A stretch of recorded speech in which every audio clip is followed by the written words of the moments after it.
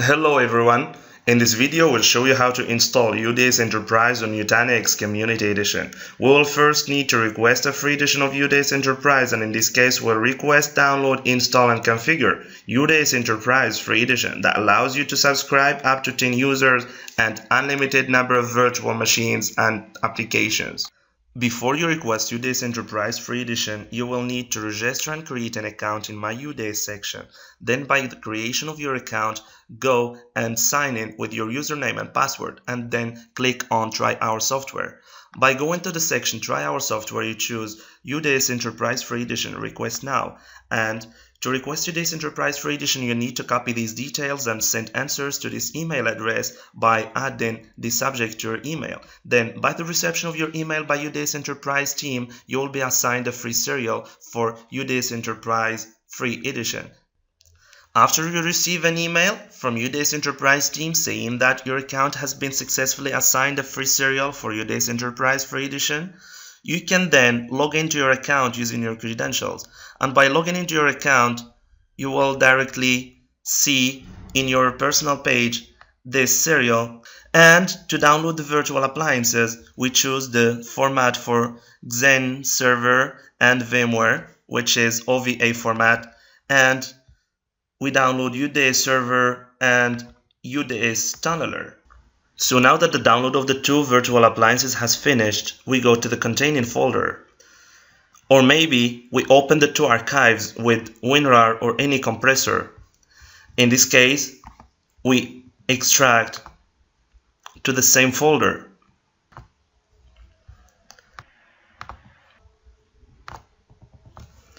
In order to install and download Nutanix Community Edition, you need to go to the webpage of Nutanix, www.nutanix.com, and go under Products tab and click on Community Edition. By clicking on Community Edition, you scroll a little down and there is a link that appears, you download now. Then there is a form that should be filled. You fill in the form and you submit. Validate your email address and there is a link that takes you to the login page. The login page is something like this. You enter your credentials and you validate to enter your personal space. By entering, you see this. You go in Community Edition. We click on Community Edition and here is your personal space. Then to download Community Edition, you go in Nutanix Community Edition CE Knowledge Base. By clicking on CE Knowledge Base, you download software. In order to download the software, you scroll down and you download this one. So now that we have successfully installed Nutanix Community Edition, we can proceed with accessing our Prism host.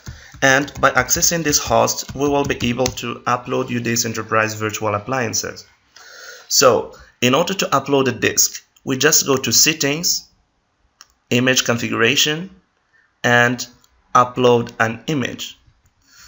This image is going to be named UDS Server, and image type is a disk, and we upload file UDS Server VMDK.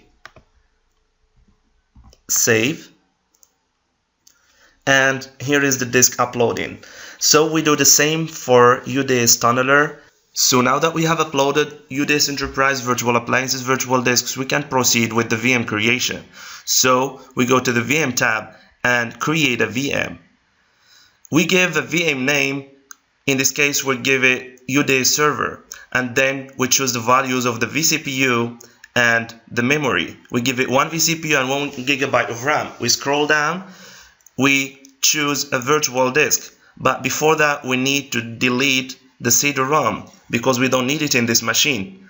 We delete the CD-ROM and we add the new virtual disk and clone the image service and we choose UDS Server.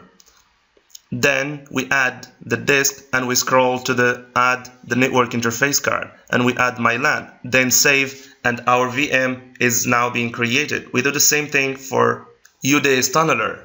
We can now power on the VMs. We start with UDS Server, start UDS Server and start UDS Tunneler. Afterwards, we launch the console in order to start the configuration of UDS Enterprise. So we make sure the keyboard layout is correct and then continue. And we type the serial and continue, and we make sure the configuration of the networking is correct. Then we continue again, and we make sure everything is correct, and we continue. Once it's 100%, continue and click on done in order to reboot the server. We do the same thing for the tunneler. Continue, and the networking, everything is correct. We type a password, then validate, continue, and when it's done, click on done, continue, and the server reboots. So now that the servers have started correctly, we can log in and start configuring our UDS Enterprise platform. So we type the username and the password as stated in the server and sign in. So now we go to the system administration and we enter the dashboard. We start first with editing services. In this case, we will edit Nutanix Acropolis platform provider. The service name Nutanix Acropolis. The host is 116, and we type the username and the password that we have set up for the Acropolis for the Nutanix Community Edition server.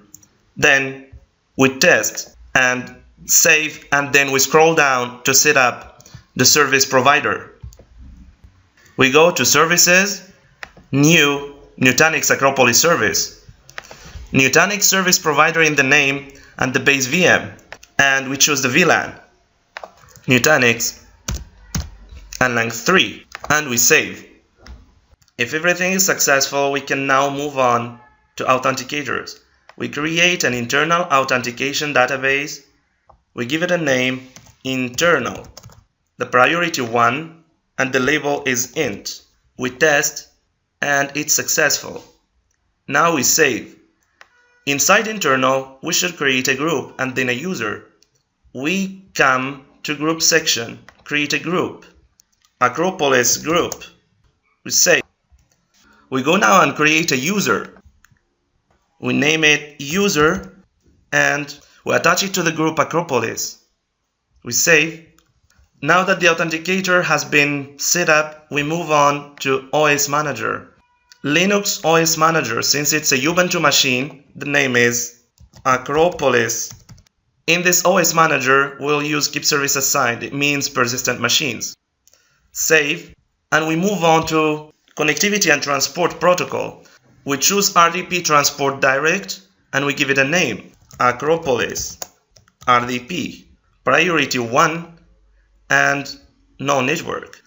We set up the credentials that we have in our base machine, and we leave it without domain and save. Now we move on to service pool.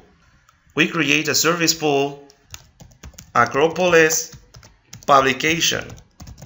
The base service is Acropolis Service Provider. OS Manager is Acropolis OS Manager. Then we go to availability and we set up one service available and save. Upon saving, we can wait for a few seconds and then we can go to our Acropolis platform and we can check whether the service is being created or the VM is being cloned. So after linked clones are finished, we can then go and check again in UDS dashboard. So before we go and access our virtual service through RDP, we should go and scroll down and assign a group. In this case, we'll assign internal and the group Acropolis, and then assign a transport that we have created, Acropolis RDP, and save. And we log out and we log in using the user that we have created in our authenticator. So now that we have accessed using our user, we can try to enter our service.